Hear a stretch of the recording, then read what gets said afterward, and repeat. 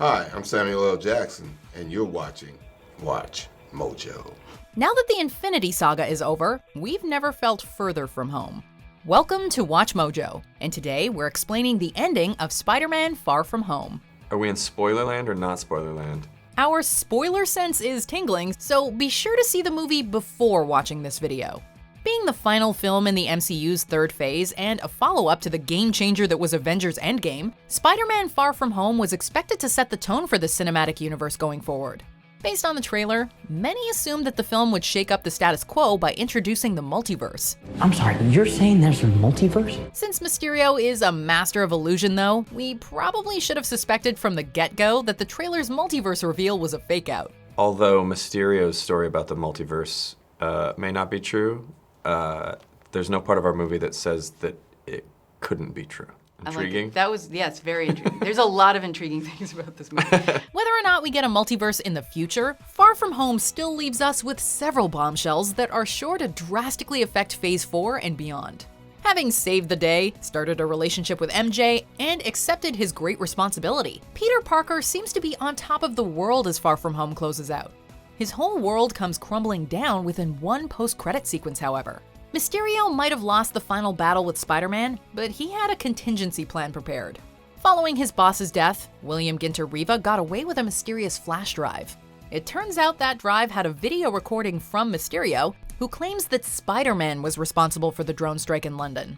His accusations are supported by footage that William doctored to paint Spider-Man as the villain. Watching the news break on a giant screen in Times Square, Peter is powerless to stop Mysterio from spreading deceit.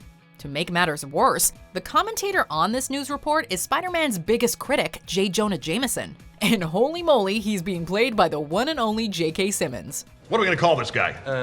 Dr. Octopus. That's crap. Science Squid? Crap. Doctor Strange. That's pretty good. But it's taken.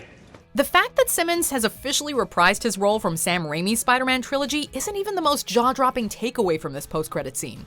Although Mysterio's recording is laced with lies, he does share one piece of factual information. Spider-Man is Peter Parker. I want that wall-crawling arachnid prosecuted! I want him strung up by his web! I want Spider-Man! While this is uncharted territory for the Spider-Man movies, Peter has been unmasked to the public a few times in other media. In the comics, Spider-Man most notably decided to reveal his identity to the world in the midst of Civil War. In the spectacular Spider-Man animated series, Venom exposes who Spider-Man really is, although Peter manages to convince everyone otherwise. There he is! Hey, smile, Spidey! Is it true? Are you Spider-Man? Hey, sling us a web, Pete! The MCU could take either of these directions in future films. Peter may accept that his identity has been outed, but we bet he'll at least try to discredit Mysterio. One way or another, things are gonna be much different for Spider-Man from now on. See? Anyone can pretend to be Spidey and you guys will eat it up! Up until this point in the MCU, the public has generally viewed Spider-Man with admiration. This is a far cry from some other incarnations where people either think he's a hero or a menace. Seeing as how heroes like Captain America and Iron Man are idolized in this universe, it wouldn't make much sense to pick on the friendly neighborhood Spider-Man. Cap and Iron Man are gone though, while characters like Thor and Captain Marvel are off-world. Spider-Man is one of the few heroes still on Earth with actual superpowers. Now that Mysterio has soiled his good name, Spider-Man could become a poster child for a smear campaign against superheroes, specifically those who have special abilities. If this is the route the MCU takes going into Phase 4, it might be the ideal way to introduce the X-Men, who are finally under the Disney umbrella. Prejudice has always been at the forefront of the X-Men franchise. Once mutants inevitably start popping up in the MCU, chances are they'll be met with the same ignorance Jameson is inflicting upon Spider-Man. Future movies could not only focus on restoring Spider-Man's good name, but also on restoring the public's faith in those powers. Granted, it is hard to say when and how the MCU will bring the X-Men into play, but the ending of Far From Home has seemingly left the door wide open. As mind-blowing as that first post-credit scene was, the filmmakers were not done throwing curveballs.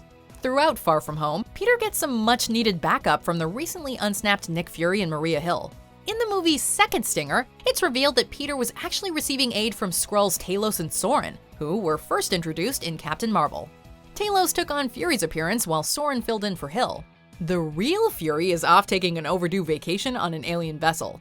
It makes sense that he would travel off-world, as people might start asking questions if Nick Fury was in 2 different places at once. Although Hill's exact locations aren't specified, she's presumably on vacation too. Either that or Soren was Hill this entire time, which we kinda have a hard time buying. Ever since Captain Marvel, fans have been speculating that a Skrull might have replaced Nick Fury. Far From Home confirms this theory, although it's not exactly a secret invasion since Talos and Soren are in cahoots with Fury. That being said, is this the first time Fury has taken a trip while a Skrull filled in for him? In Avengers Age of Ultron, Fury is seen eating bread that's been cut diagonally, something he described as a pet peeve in Captain Marvel. Name a detail so bizarre a Skrull could never fabricate it. A toast is cut diagonally, I can't eat it. It's possible this is just a little detail the filmmakers overlooked, but maybe it's a clear sign that the Skrulls have been giving Fury a hand this whole time. Are Fury and Hill the only ones with their own Skrull substitutes? In any case, it would appear Fury is the one who's really far from home. Not quite at the end yet. Almost there though. Just be sure to subscribe to our channel and ring the bell to be notified about our latest videos. Alright, back to business. Here's another theory. What if Talos and Soren have been watching one too many top 10 anime betrayal videos? Okay, that is a bit far-fetched, but Disney, if you ever want to go that route, Tom can vouch for my narration. You're welcome, guys. Oh, we went there. My See, YouTube no is like, idea. It's just so the top 10 list of everything every time. I know. It's a spiral. Check out this other recent clip from WatchMojo, and be sure to subscribe and ring the bell to be notified about our latest videos.